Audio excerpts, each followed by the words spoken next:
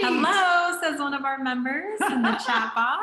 We have here. And we have some new members here, which is really exciting. So welcome to Circle of Hope. Welcome to our Wednesday video cast. Yep. This is Dr. Ashley and my favorite time of the week. Sure is. I'm so glad it's right in the middle. It anchors things so nicely. Yeah, it's really nice. We get to have some girlfriend time and some professional stimulation time. Yep. And we get to give some education and some inspiration on the concepts that are going to help you all get to full and lasting recovery by going through the deeper work. That's right. It's totally possible for each and every one of you. And we're always so grateful to be able to have this platform to bring you this information. And before we jump in, I just want to acknowledge all of the beautiful activity that has been going on in Circle of Hope this last week. So many of you have come forward and just shared struggles and shared triumphs and shared your process along the way and reached out for help from each other. And this really is so much of the vision that we had, for people to be able to kind of get that really safe, loving, non-judgmental support and education. So we always love seeing that. Yeah, and I love that you emphasize the word safe, because we know, how scary it can be. When Dr. Ashley and I conceived of this wonderful community, we had this vision of coming together and really having a group of, like-minded, like-spirited individuals coming together. But we also know how scary that can be for people. Yeah. So it's kind of this, paradoxical situation where we know that the very thing that people do need to do is to be able to have a safe sense of community where they can have that space to emotionally connect and to be vulnerable and to share. And we also know that that's usually the most difficult task for people because there's been so much wounding in life, a lot of times just interpersonal difficulties, and a lot of shame that tends to cause people, not just in this community, I think that this is true of the human state, to want to kind of keep that emotional wall up a little bit, which is so counter to being emotionally healthy. And healing. Yeah.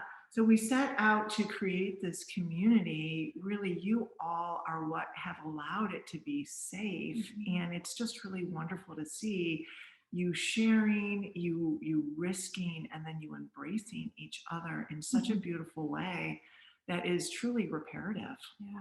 Beautiful. Yeah, it is. It is. All right. Yay. We also have a comment. Somebody is admiring your beautiful horse picture behind you. Oh, thank you so much. If you all saw my very emotional Mission Monday from a couple of weeks ago, you will know that I have been hard at work doing a lot of transitions in my life. And as Dr. Ashley and I talk about, your home is like a metaphor for, to me, kind of the space within your soul. And so it's really important for me to create an external space that is very soulful. So I have spent many nights until midnight, and I've closed Target down more times than I want to count. That's so fun. So thank you for liking my horse. Really pretty. Yeah, my horse picture. It was actually inspired by a client that loved fanciful creatures, and she actually really loved unicorns. And so I found this horse picture, and it felt like a unicorn to me. It was just this beautiful kind of mystical kind of feeling, and so I just said I need that. Oh, well, we all need a little magic in our lives, so I like that picture brings that for you. Yeah, it feels really good. So all right. So we are at principle number 7. Yes, I can't believe it. I know. When we started this series, I thought, oh my gosh, we're going to be like into spring of 2021, and here we are. So we're diving into principle number 7, which is all about our very favorite topic, emotions, right? Yeah. And caring for your emotions and your emotional self. But caring for it with kindness, right? Yeah. Too many times we go sideways relative to our emotions. We get messages throughout our life and experiences that somehow say your emotions are kind of sometimes what causes the problem, that you need to control your emotions, you need to tamp your emotions down, that if you allow yourself to embrace your emotions, you're going to get overwhelmed.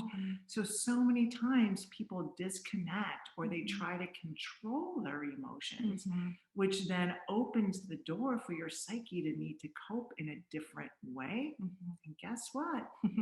One of the earliest ways your psyche learns to cope with your emotions is through food. Yeah, right. You know? There's so many ways that we learn that connection too. I mean, certainly the first time we cry, Yeah. we tend to have a breast or a bottle put in our mouth to soothe us, Yeah. and it works. It does from a chemical From a perspective, chemical and an emotional. and from a nurturing. I mean, That's right. whether you are fed through breast milk or by bottle, you get this loving, nurturing feeling where then, chemicals are released in your body and you feel good. And most of the time, this certainly isn't true 100% of the time, but for most of the time, newborns and infants and babies, when they're being fed, they're also being held. Yeah, right. Right. And so then there's this coming together of comfort and care vis-a-vis food and kind of that nurturing maternal connection or human connection. It might not be the mom. Yeah. So your brain really, we always talk about what fires together, wires together in the brain in terms of your network of memories and regulation. And so when you have emotional distress fired with, oh, that milk tastes really good, and oh, those warm arms holding me feel really good, all of that then wires together down the road in your memory network. So then later on, that emotional distress gets activated, and automatically your brain says, oh, we know what to do here. Seek out food, seek out that comfort, and that's what will help you feel better. So it's really biologically built in from Absolutely. the get-go. Yeah. Yeah. And I'm just tempted. I have to just kind of put in one little skill here.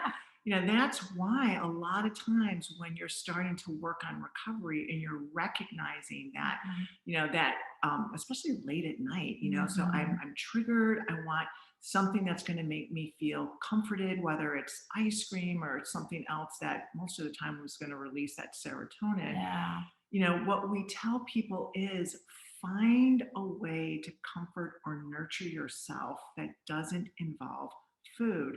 And as Dr. Ashley was talking, I was going along in my own kind of visual image and I was thinking, okay, so, being nurtured and comforted, okay, white fluffy blanket, okay, being held, I was thinking, okay, wrap it up nice and tight around you, sometimes that kind of like rocking feeling, like literally I have said to clients, rock yourself a little bit and have it be kind of, dim the lights, have it be kind of nice and dim, rock and hold yourself in a nurturing way as a primary form of distraction, because what you're really doing is you are meeting those needs almost one-on-one, right? But you're not using food. You're being very, very attuned to what the need is, but you're giving it to yourself in another attuned way without the use of food, but still meeting the very need that you are trying to meet with food. Yeah, absolutely. And doing it in that really primal way, right? Which is so very important given what we just talked about with, those things wiring together really from the first day of life. Yeah.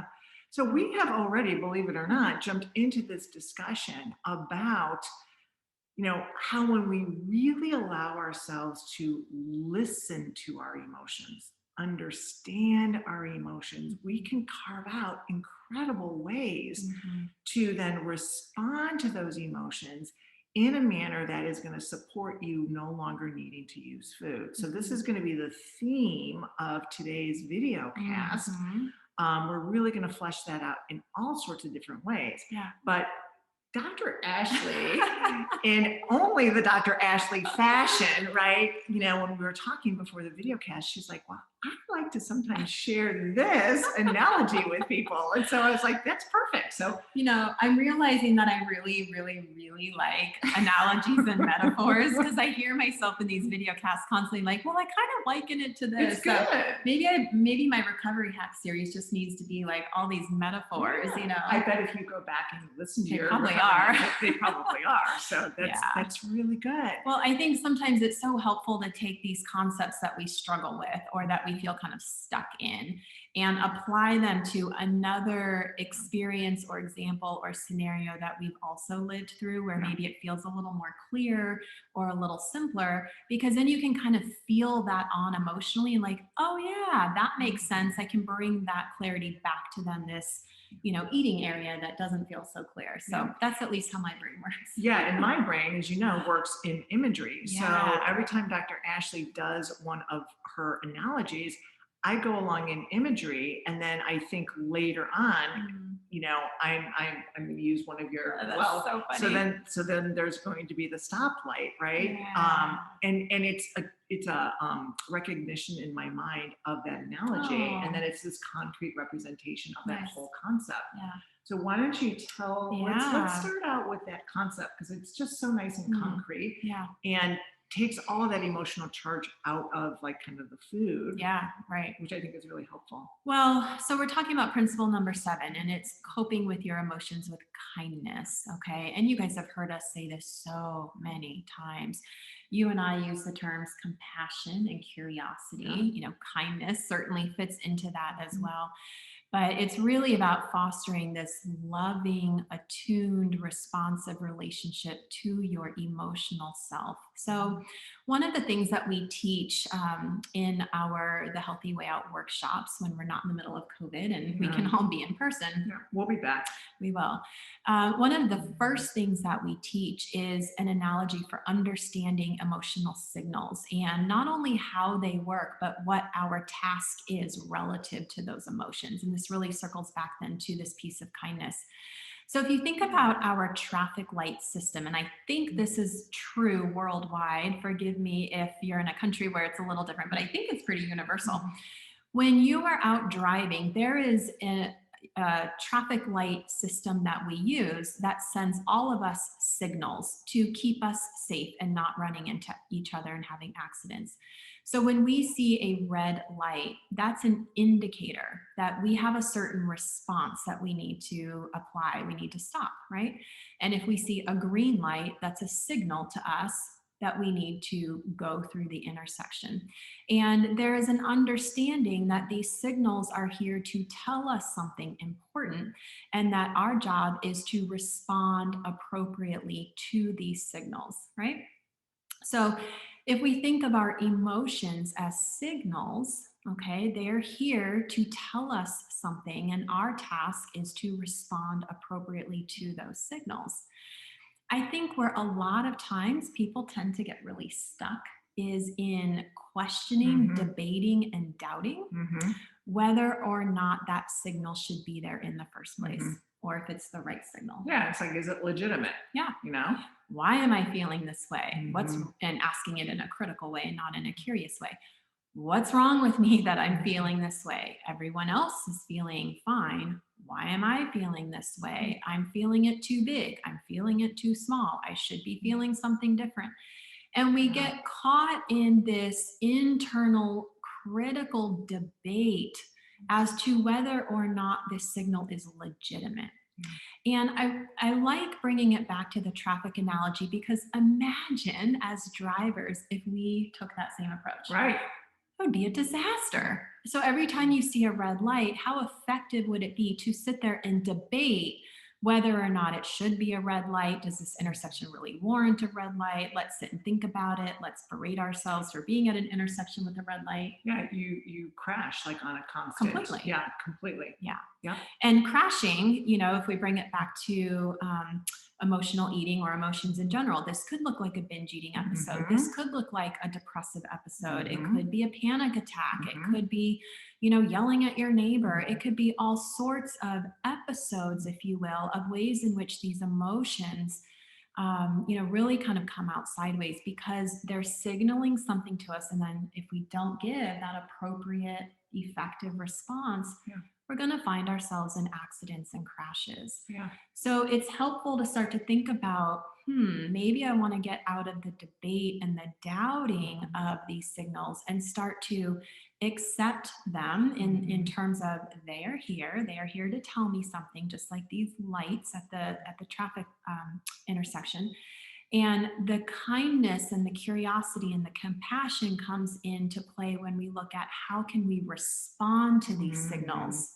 What can I do to lovingly support myself, as opposed to, why is this signal here? I wish it would just go away. Yeah. Yeah. And when I think too of those signals, I mean, it directs us as to what Right. we're supposed to do. That's And then right. if we listen to it, then we, Mhm. proceed. And there's all sorts of stuff going on, but it gets managed well. Right. Right. Right. Nobody gets into a crash, Right. there's not any problems as long as you listen to the emotions and how they're directing you. That's right. Like, wouldn't that be so wonderful if we Mhm. could just do that? You It's so know, easy. well, and But it it's should not. be. Yeah. Yeah, and that then leads us then to the next point. Mhm. And we are actually going to be borrowing from one of our 7 layers of the deeper work, Yeah. which Dr. Ashley and I are developing.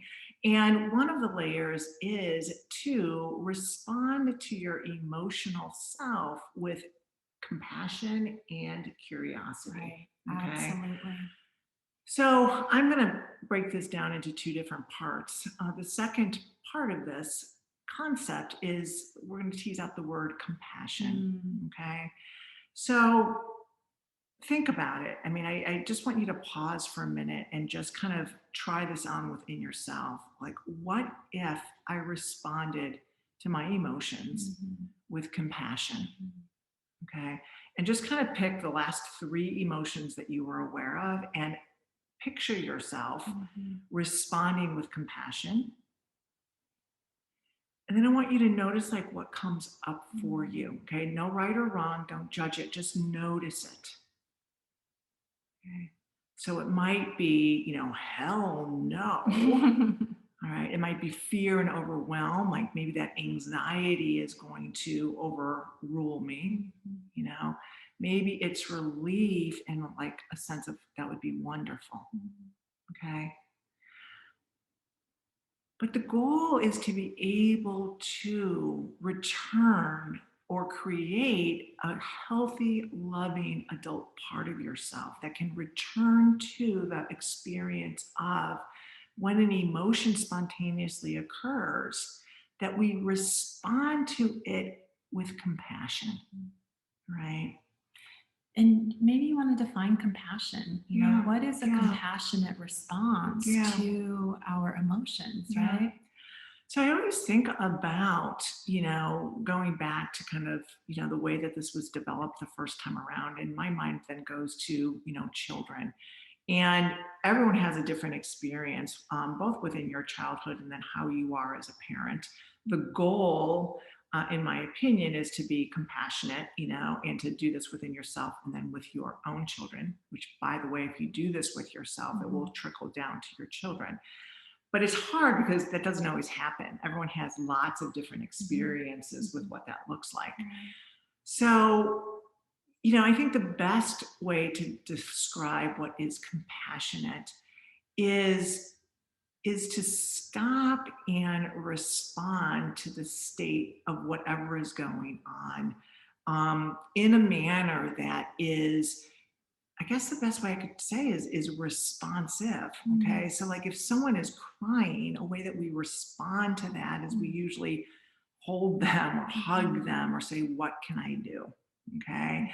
Mhm. If somebody is in the middle of an anxiety attack, we want to be able to step in and we want to be able to help calm them down. Mhm. All right. So it's really responding to the emotion in a way that is going to help you to feel better. Mhm. Yeah. Okay. As opposed to judging yourself, as opposed to, Criticizing. yeah, being self critical, like, what the Mhm. heck is wrong with me? Or who cries over Mhm. this? Or you Mhm. want something to cry about? I'll give you something to cry about. Mhm. Okay. Or yelling at you for Mhm. crying. Okay. I don't, or doubting, Mhm. that's not really how I'm feeling. Or, Mhm. if you grow up in a home where people are like, that's not how you're feeling, Right. you can internalize that self-doubt, like, well, am I anxious? Maybe I'm not anxious. Yeah. Yeah. Mhm. Or if I'm feeling this, it must mean that I'm weak, Mhm. so putting kind of labels on. Yeah. So yeah, that's a really good word. Like what is a compassionate response? Yeah. Do you have anything to add to that? Yeah, for me, I think softness in the response Mm. is partly for me personally what makes something feel compassionate. Mm. So it could be the word choice, it could be the tone, but that sense of like, it's okay to feel this way, Mhm. even if you don't understand it or you don't like it, it's Mhm. okay. Yeah. And then the other word that comes up for me around compassion is safe. And so I Mhm. know that's something that we really practice and try to model in the community, creating Mhm. the sense of safety. So when I experience somebody as compassionate, I experience them as being very responsive, like you're Mhm. saying, very soft in their presence, Mhm. and then very safe. Like whatever I'm going to bring up is safe to share. They may not understand it, they may not like it, Mhm. but the response is still going to be soft and loving. And so to be able to internalize that, where whatever comes up from your emotional self, Mhm. there's a trust within that you will be able to respond in that safe and soft way. Yeah. It's interesting, because Dr. Ashley and I are both having different associations Mm, with what feels compassionate. And as you're talking, and I'm yeah. agreeing with everything that you're saying, I'm finding myself kind of tuning into Mm, other things that would feel compassionate for me. mm. So another thing that's compassionate for me is just the fact that someone's there, Oh, yeah. willing to stop and listen Mm, to me. And that yeah. certainly goes back to my family of Mm, origin when I mhm. didn't have that at all. Right, right. So I think what is a really important part of this is I would encourage everybody listening Mm, to this video cast to stop and to ask yourself that same question. So, what would feel compassionate to mm, me? And you'll probably list like four different responses. mhm, And those are going to be the responses that are really healing and attuned for you. mhm. And then again, we have to step in as our own nurturing parent and then give that to ourselves. Right. So like for me, like, I go and go and go and go and go in life. And that's, like, it's She it's it's does. it's driven by passion. I have a ton of energy, right? She does. Mhm. But as I'm listening to myself, what Mm, would be a compassionate thing to do for myself, especially when I get those sensitive emotions, mm, is to stop and sit and then maybe journal or stop and sit and have some tea and sit on my sofa and mhm, just be with myself as I mhm, explore those emotions. That feels like a very compassionate mm. response Yeah, for me, given my own self and then given my history. yeah, yeah. Yeah. That makes a lot of sense. What would be an example for you, just so we get people in the Yeah. gist of doing this? Of how I can compassionately respond to myself. Yeah, yeah, and Mhm. how you know it's compassionate, and Yeah. then to be able to be attuned to yourself. Yeah. Yeah. So for me, I mean, it's really like what I was saying before about safety and softness. And Mhm. that certainly comes from my own history. Mhm. Those soft edges are indicators to me that it's safe. And so, the opposite, the hard edges indicate danger, Yeah. hard edges in that emotional interaction. So I think for me, I'm picturing myself in my home office, having lots of emotions, which is a very common experience for Mhm. me, and having this sense of like, it's okay. It's okay for Mm. me to feel this way. It's okay for me to have the emotions coming out in whatever way they're coming out.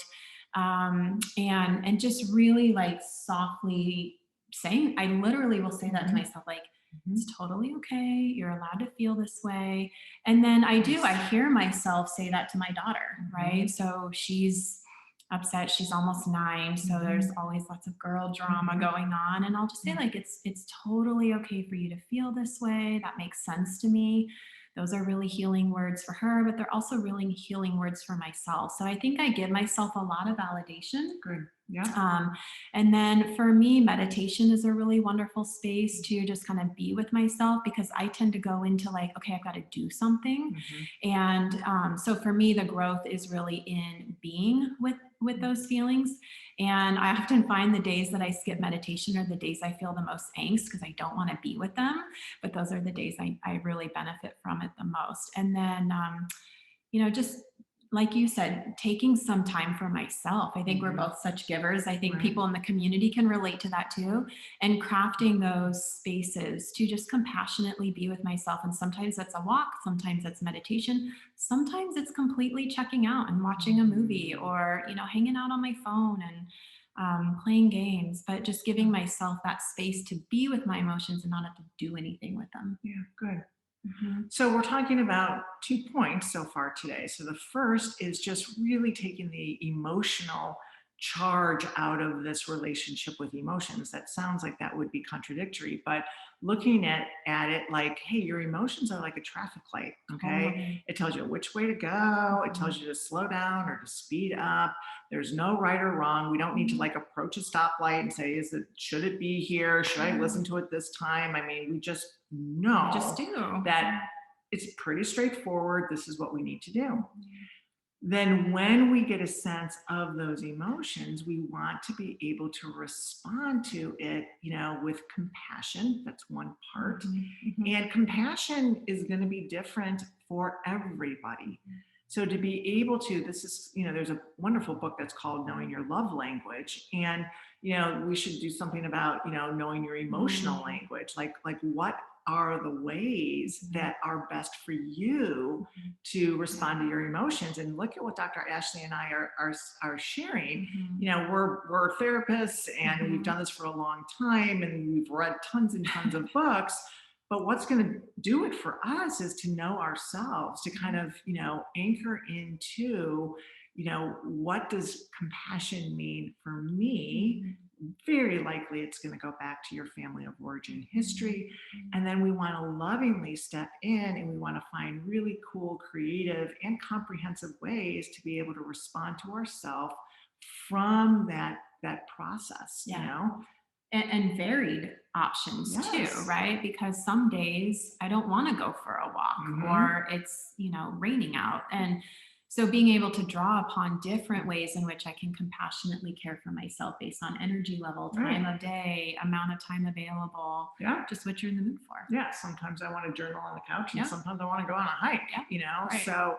So we don't want to wait till we're in the moment to do this, okay? Because when you're in the moment, you're already have that wave of emotion going on. Mhm. So take some time, probably after you watch this video cast today, and while it's fresh, just sit down and say, okay, like compassion. What does that mean? Maybe do some Mhm. journaling on that. Write that down without question or debate, then see if there is a connection to your history. Mhm. And again, you don't need to judge that. It just helps you to understand it. Mhm. And then come up with ways, in your life that you can respond to your emotions in that compassionate way. And know that this list is going to grow as you just kind of, have different experiences.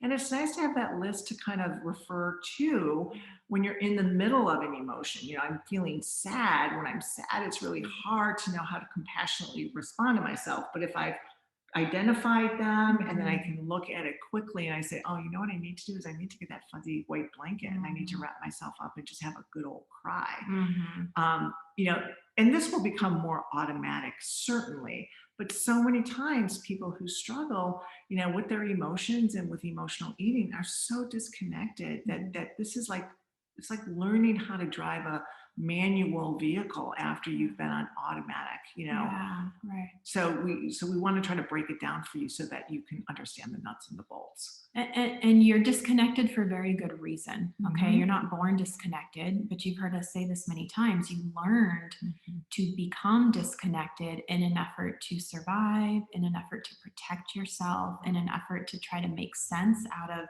things that maybe were relatively nonsensical around you when you were younger. And most likely, if you're disconnected from your emotions today, it's because others really required that of you. Okay. So they, shamed you for how you were feeling or teased you for having emotions, or in some cases, gaslit you, saying, that's not how you're feeling. I know how you're feeling, or you shouldn't be feeling that way. And in some cases, emotions are just not a part of the family dialogue or the family culture, or it's not even necessarily family. It could be your ethnic culture, your religious culture. I mean, there's lots of environments in which we learn this stuff. Our family tends to be the most impactful because we spend the most time there. But you learn how to disconnect. So even in observing, this process of being disconnected and working to reconnect with yourself, bring a lot of compassion to that observation. We don't want you to go into judgment and ridicule and shame for the fact that maybe you are disconnected, that came about for a reason. And what we want to help you do is realize that it's safe now to reconnect with your emotional self. It might be hard, it might be overwhelming, it might be scary, it might feel like really uncharted territory, but it's safe now, and you can bring compassion to this process. Yeah, beautiful. So that brings us to the last point that we wanted to really emphasize on the emotional part of this intuitive eating principle number 7. And that is kindness. And at first glance, kindness can seem synonymous with compassion. Well, we're talking about well, I guess there's kindness from Tribole, and we wanted to also look at curiosity. So, okay, so my brain kind of went sideways here. Well, because the kindness, I think it is important to, and maybe this is, well, I don't want to confuse this with the compassion, because I think that that's a big enough piece in and of itself. So we're going to tease out kindness, because a lot of times there is that self-critical internal dialogue. Okay. And so I think it's important that if there is, a part of this process that is not kind, that again comes from somewhere in your history, right? And we're not saying that to make anyone the bad guy. We're saying this because we want people to be able to empower yourselves from this point on and to move forward. And a lot of times, if we know where it came from, we understand it, we have a better chance at saying, okay, now I'm going to step in and I'm going to do that differently within myself. Right. Okay.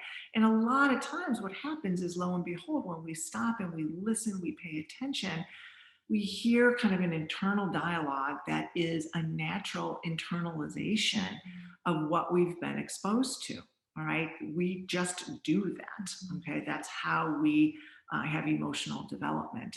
So if you stop and you pay more attention, this is kind of being mindful of what is my internal chatter. Okay. If you start hearing, unkind voices or statements about yourself, you want to really be able to challenge that.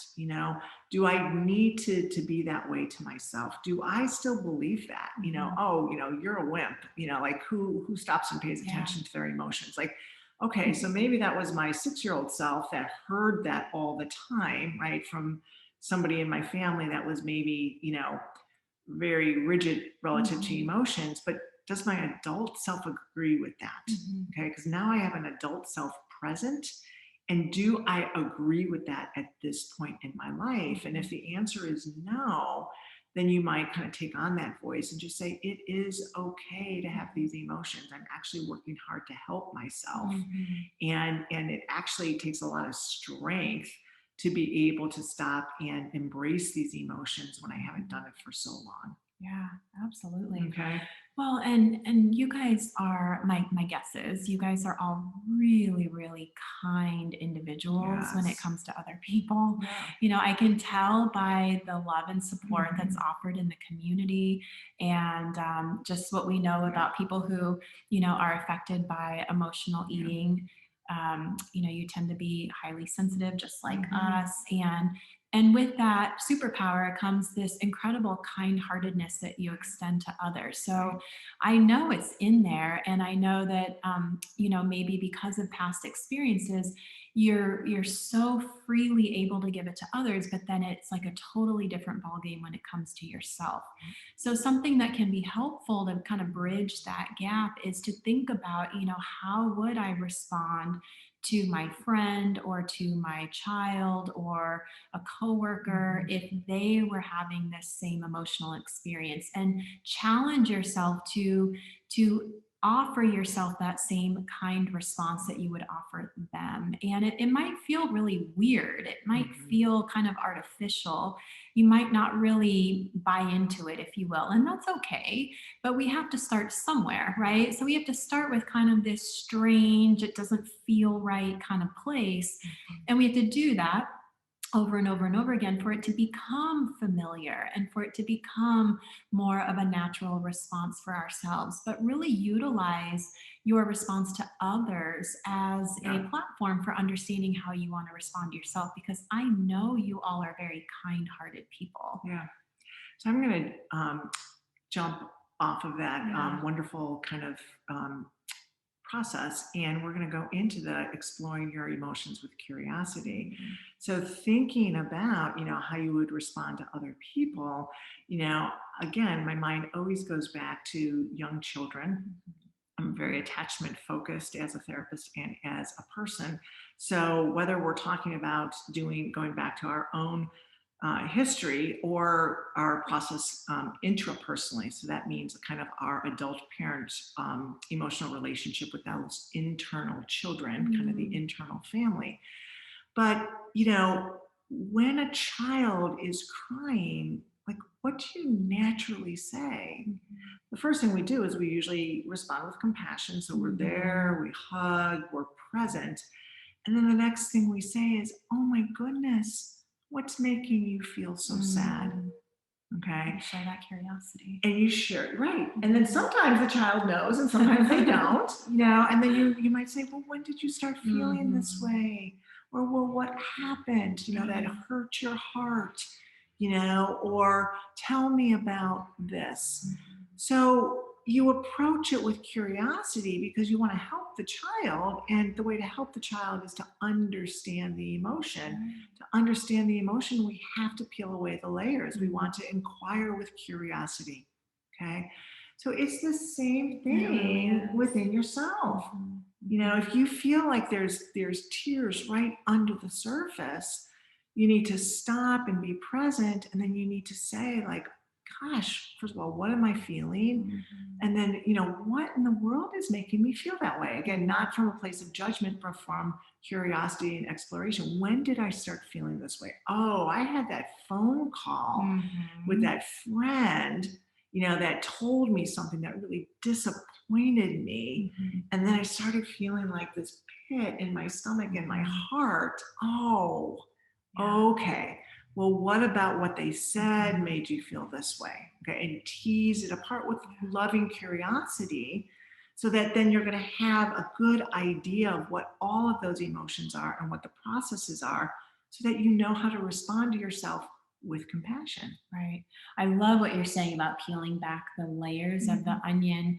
And I think of like the 5W questions too, like who, what, when, where, why, it's just kind of a simple thing to go through to peel back those layers, because I think a lot of times when we get really emotionally activated, the emotion might be right there. You might know what you're feeling, but you might not have a really detailed understanding of why. And sometimes that's totally okay. I just did a social media post about, like, it's okay to express the emotion without understanding why you're having it. But then you do want to be able to go back and peel back those layers at some point. Only because, not to legitimize it or like, is this okay or blah, blah, blah, blah, but it gives you then the ability to go and meet the need or to do what you need to do to respond to that emotion in a way that's going to be really helpful. Because too many times people stop at identifying, oh, I feel anxious. Oh, I feel sad. Oh, I was hurt.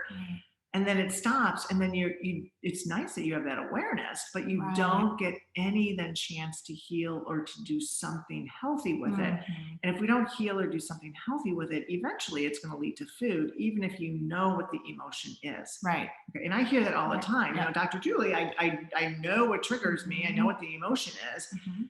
and I still want to eat. And it's like, Mhm. okay, because the next step is then to be able to do something in response to that emotion that's going to then respond to that emotional situation. Yeah. And I will say too, I think that a situation that triggers, an emotional response can have so many layers to it. And some of Mhm. those layers may not really be bothering you. That may not really be what's part of the emotional trigger. But then there may be another nuanced piece of this, experience or interaction or whatever it is that is triggering you. And Mhm. so peeling back those layers and really getting curious about what is going on inside for you relative to whatever is bringing up this emotion, it's really, really important. So you may know that you're feeling anxious and it may involve this one particular person, but go even further. So what is it about that relationship or about that particular dynamic or the context in which it happened that's bringing up that emotion for you? Because the more detailed and pinpointed you can get in understanding this response that you're having, then the more pointed you can be in how you care for yourself. Absolutely. Whether it is going back to the relationship or whether it's doing something different contextually or whether it's making changes for future interactions or whether it really is just some very basic self-care. So then your approaches and your responses can be really better suited for what it is that you're needing. So it's not oftentimes enough to just know what you're feeling. Right. You've got to get really curious and dig into those details. Mhm. And there's a lot there. And you may find that 75% of the details you're kind of curious about don't really fit the emotion that you're feeling, but then there's going to be that one piece.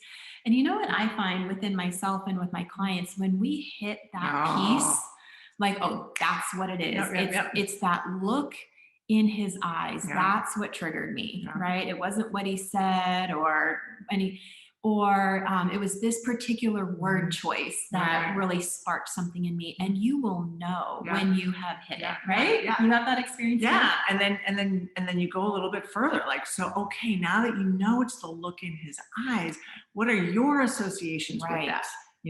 And sometimes it's like, oh, I feel like I'm being judged, or he's Right. disapproving of me. And then it goes back to, Mhm. the teacher, or it goes back Mhm. to, first husband or boyfriend, or it goes Right. back to father or mother or whoever. Right. Okay. What meaning do you assign Yeah. to that trigger? Yeah. So this is the deeper work. Mhm. Okay. And, you know, this is the process that you get to the roots of it Mhm. and start to do something different. Mhm. And I guarantee when you get proficient at this, you will find that that compulsion to overeat really changes. Okay. Because the compulsion to overeat is about that early wiring that says, if there is no other way that someone is responding to my emotions, I am going to want food. Okay. And that wanting of that food is not going to go away until the emotional need is met in a very specific and skilled way. Okay. Now, don't expect that you're going to listen to this video cast and the first time out you're going to be able to do what we're talking about. Okay, because then you're going to get very frustrated. You're going to say, look, what's wrong with me? I'm not able to do Oh, this. there's that judgment. Yes. And then it's going to get overwhelming, and then you're going to give up. So what we're talking about, and you could listen to this video probably over and over and over and over and over again, and I would encourage you to do if you can do that. But these are pieces that are cumulative. Mhm. Okay. And this is a skill um, set that is learned over experience and time and a lot of stumbling. Mhm. Okay. So you will work on this, for months, if Mhm. not a year, to get to the point where we're at. We're like, oh yeah, something's going on. Let me stop. Let me pay attention. This is what it is. Where did that come from? Oh yeah, it came from that. And I know what that's related to. Okay. This is from us doing this from decades, okay, of really being able to go through our own process. So it is absolutely possible, and it will become automatic so that you don't have to go through all of the arduous process every single time, but it will take a long time to get that organic for you. So please be patient with yourself and be patient with these skills. You're learning a whole new emotional language, very likely. Right. And trying to undo one that's really critical and domineering and overpowering. So it does take time. And I always like to say this too, like emotions are just really, really messy. And so part of what makes this so tricky, and I think this is true with eating too, to kind of bring this full circle, is every meal experience and every emotional experience is going to be a little different. And so it's constantly changing. And, my experience within myself of anxiety or sadness or frustration, it's nuanced and it's a little different every time. And it requires that curiosity every time. It's not like, oh, I'm anxious, I've got it all mapped out. It's not how it is. And so I just really want to normalize kind of the messiness of this process. And the same is true with eating, right? You have a general understanding of, hunger and fullness. You have a general understanding of how much food is going to satisfy you. But every time you eat, it's going to be a little tiny bit different. And you've got to be open and compassionate and curious every single meal, every single emotional experience. So I think that's part of what makes this taxing is you don't get a break. But what makes it so exciting is you just get so many opportunities to practice. And, sometimes you're going to nail it and sometimes you're not. And that's normal. And we go through that too. And so just, go with the flow and be really open and compassionate and curious and kind as much as you can. And I will say too, something that I've learned in my meditation practice that I offer you is when you find yourself judging, when you find yourself being critical, don't judge yourself for judging. Just come back to square one and say, oh, I got caught up in that. Let me try this again, and just come back to a compassionate, curious stance. You do not need to berate yourself for slipping back into judgment or criticism. Okay. Just bring yourself back to a centered place and keep moving forward. So, I'm aware that through the principles, we have definitely as therapists wanted to really bring them through kind of the emotional, the emotional kind of intuitive response. But if you're wondering, like, how does this relate to food? I mean, we've been connecting the dots for you throughout this video cast, but what I really love, and I was just thrilled when I saw that Evelyn Tribole, included this is, I mean, one of her principles of intuitive eating is about emotions, right? So respond to your emotions with kindness. So I love that as a really big kind of affirmation that your relationship with overeating is very emotion based. Okay. So much so that a registered dietitian, who is teaching intuitive eating skills, one of those principles is solely about what to do in response to your emotions. Okay. We think it needed to be expanded upon. That's why we're doing the work that we do. In fairness to Evelyn and Alicia, we are therapists, they are dietitians, right? So, but I want you to recognize that what we are spending all of this time on is absolutely imperative if you think you are going to have a good chance at breaking that compulsion to overeat. It's not going to be a diet. It's not going to be, I just need to give more control. It's not going to be about willpower. It's not, I just need more structure. It's not any of that stuff.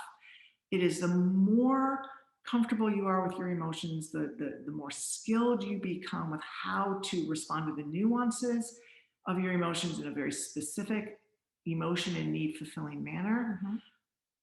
Guarantee it, that compulsion towards food, I don't care what food it is, okay? A pie or an apple, a pizza or a pear, okay? that compulsion is going to decrease. And you're going to go, holy cow, I never thought ever this was going to happen. Yeah. But it does, because does. we hear that from people who have recovered. They're like, Dr. Julie, Dr. Ashley, like, I cannot believe it. I no longer think about food all of the time. I can eat this, I can eat that, and I don't need to eat all of it. Okay. Although I like it just as much. Right. Okay. So please know this is not about the food. Okay. This is about somewhere in your history, your needs got wired, okay, into your use of food. So we are focusing on the emotional process and the emotions and your emotional self as a primary way to help you with your emotional eating. Yeah.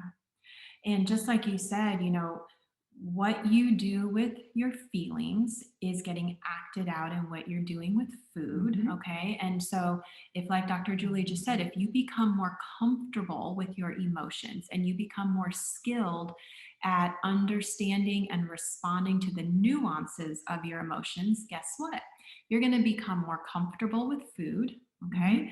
And you're going to become more skillful at understanding and responding to the nuances in your relationship with food. So when you get a little craving, you'll feel that nuanced craving and you'll be skilled at responding to it. And you will feel more comfortable with all kinds of food experiences and all kinds of foods. And it will be very liberating. So what you're doing with food and what you're doing with feelings go hand in hand, but really, really, really focus on this relationship to your feelings. It is a game changer in every aspect of your life. Yeah. All right. Any comments? We have a couple of comments that I just want to highlight here. So one of our members says, it sounds exactly like how I invalidate rather than validate my feelings and experiences. So we want to work on that validation. Another member says, mine is in my space that's safe to draw and photography, which is my passion. Love it. Another member is validating that, saying, for me, being compassionate to myself is allowing others to help me rather than being the one helping all the time. That's right. Perfect. And then another member says, compassion is saying me too. And this is evident in the work that you do. Thank you. Oh, that's really sweet. Yay. Those are powerful words on many, many levels. Me too. So wonderful. Love it. Love it. Love it. Thank you guys so much for sharing those with us. It's, we wish that we could be saying this in front of everybody, like just live, we can't do that because of COVID. And we could we have everyone all over the world. We could go to England, we could go to Greece, we could go to Australia, and we have plans to do that in the future. But yeah, or you guys can come and visit us too. So anyways, it's wonderful to be able to interact a little bit through the chat function. So thank you. Yep. And keep up all of the beautiful interactions in the group. You guys are just delightful. Absolutely amazing. So keep spreading the love and internalizing the love. Bring it back home to yourself. Okay. Yep. We'll see you back here next week. It'll be our Q&A. So if you have any questions, please send them our way. Yeah. And it doesn't have to be just on this principle. It can be on anything that we've already presented, or it could just be something that came up for you, that you think would be something that would be helpful for us to answer. Sounds good. Okay. All right, guys. Have a great week. Bye-bye. Bye.